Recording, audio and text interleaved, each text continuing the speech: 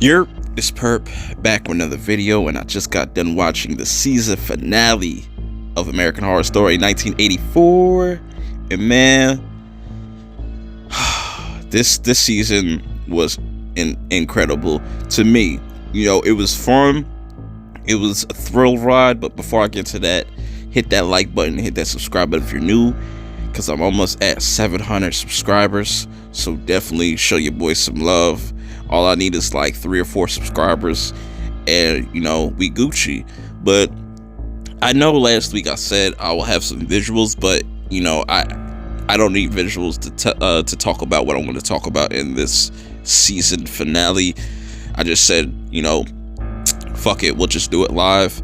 And from the moment this started, you know, we get introduced to Finn, what's his name? Finn Witwer's character. He plays Mr. Jangle's son, and I seen a lot of people predict that was his son, but this episode goes in a lot of different directions that I wasn't really expecting, and I thought just overall it was a fitting season finale. You know, we're in this time where a lot of season finales are just pretty much lackluster, and I think this was a really well done season finale. So pretty much it starts off with his character, Bobby. You know, he goes to Camp Redwood to just figure out what went on with his father and to learn more about him, and he runs into Montana, and Montana is pretty much is kind of changed. I'll get to that too. Also, if you didn't know, we're in present time in 2019 at this point. No more going back in time type shit, whatever. Even though they do show glimpses of going back to 1989.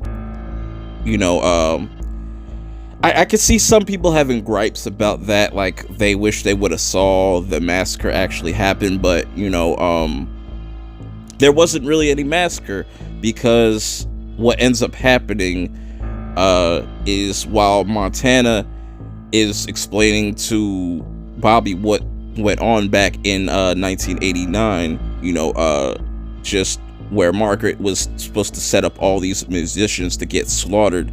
You know, Trevor was the one to put a stop to that and had everybody just leave the camp. And even we find out that Trevor has died, and we find out how he died. He died by the hands of Margaret. And I love the scene because I found it so funny, because he makes reference that he got shot in the dick. And he got shot in the dick by Margaret, so that was pretty funny. And it turned into an emotional scene, because who was the one to bring, because where he died at where he was going to die at, I should say, was going to be outside of the camp, and if you die outside of the camp, your spirit's not going to come back, you know, pretty much. So what ends up happening, Brooke shows up, and you get her doing something, I would say in a sense heroic. Like, instead of, you know, helping out, you know, she saw that Montana had a thing for Trevor, and she even tells Montana, "I'm nothing like you." And I thought that was a really dope scene, because, you know, in a sense, Brooke kind of saved Trevor's life in a way, even though he's dead. But now Montana and Trevor are together now, and I thought that was a really cool little scene, and just made Montana kind of change over the years. You know, she's not as savage as she was when we first met her, you know, and she even acknowledges that you know, Brooke doing that, it kind of changed her way of thinking. And you know, and that's what I liked about this episode. There's a lot of closure, a lot of redemption. And speaking of which, you know, Trevor and Montana are continuously explaining to Bobby what happened here and why he should leave, and what happened to we also find out what happened to Richard Ramirez, the Night Stalker. which is by far my favorite character in this whole entire season, we find out that he got set up. Actually, before I get to that, let me talk about, Dylan McDermott's character, because he got caught slipping. We didn't get to see his character, unfortunately. He got killed on the camp, but we didn't really get to see his character come back, which I guess people could see that as a negative. I don't really see it as that, It doesn't really take me out of the episode. He was a dope character, but overall, I don't care, to be honest. Just to be honest, like, it didn't take me out of the episode or anything. So then we find out that they try to trap Richard Ramirez in the cabin that Mr. Jingles went to, where his mom was at and whatnot. And to keep him pretty much away from everybody else, they just keep killing him, find different ways to kill him, pretty much torturing him. Which is really interesting, because that kind of backfires on them, because he still has the mark of Satan on him, and Satan's still using him, and killing him really does nothing but hit his. I don't know if his soul is completely just trapped there. I hope if we have one reoccurring character, it will be Richard Ramirez. Like, I hope that we see him more throughout this series. He's a really cool character, even though in Hotel his character died in 2013, so that's probably why. This is why I think that this is a whole alternate timeline. The timeline that Mallory jumped in to stop the Antichrist and Apocalypse. So I still am believing that we're in that timeline, and this is kind of them like rebooting, like a soft reboot of the series. I could be wrong. I could be looking too much into it, but I would love for them to do that, and for Richard to be a reoccurring character that we see. But anyways, we find out what happens to him.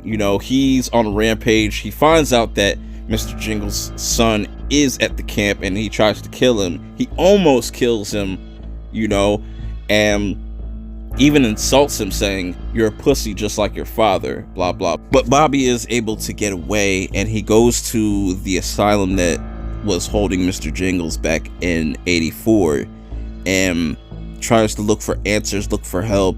Almost gets put into this insane asylum, because in the previews it made it really seem like they were going to just repeat the same thing, and I'm glad that they didn't. And come to find out that Donna is working at this asylum now. She's like the new head of this asylum. She tells everything. She tells her side of the story about everything that went down in that camp, and how she's looking for redemption, and she wants to actually help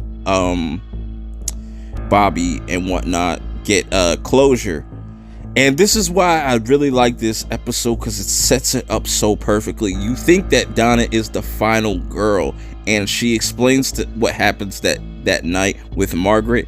Margaret gets fucking bodied. She gets dismembered, and they put her body parts in a wood chipper, so her body parts would fall outside of the camp, so her soul won't get trapped here in at Camp Redwood, which I thought was an amazing scene. That scene with them killing Margaret, dismembering her, and also them finding different ways to kill the Night Stalker were some of the best, like, bloodiest moments. If you have a 4K TV, you already know how like clean that shit looked. That shit was amazing. But anyways, we find out what happens to Margaret, and like I said, she got dismembered and just got her head chopped off. That shit was so brutal, and I loved it. I loved every moment of it, because she deserved that shit. Like, but then she gets into a scuffle before she gets killed and stuff. She has a scuffle with Brooke, and it seems like Brooke is dead. She just got shot, but it comes to find out she is actually the final girl, which I really liked how they really played that up. And You know, she's been giving Bobby money all this time and helping him out, and they go to find her, and she's got this a whole family with kids and whatnot, just living her life. And so after Donna and Bobby go looking for, you know, Brooke and settle things with her, because, you know, Donna definitely felt some type of way with Brooke just not telling her she was alive and she was okay, because she felt some type of guilt, like it was her fault that she got killed or some shit like that. But anyways, Bobby ends up going back to the camp to settle things, and we get one of the dopest emotional endings to American Horror Story, where, you know, he finally gets to meet his father, and they have a really touching back and forth saying, like, you know, you still have a life, get the fuck out of here, pretty much. And it was really touching. He got to see his grandmother, his uncle, you know, he got to see his family, and it's just, and Mr. Jangles tells him, like, go tell our story, and pretty much. And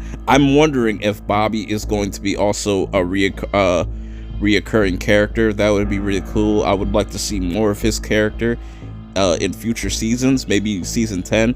But what do you guys think about this season? Did you like it all the way through? Were there some issues where you're not fucking with it? Let me know in the comments below. What are your thoughts for season 10? Man, 10 seasons. We're already there, but it's going to be a long wait till then. I might end up doing like a top 10 after season 10 comes out. Who knows? But until the next video, I appreciate y'all tuning in, but I will see y'all next time. Peace.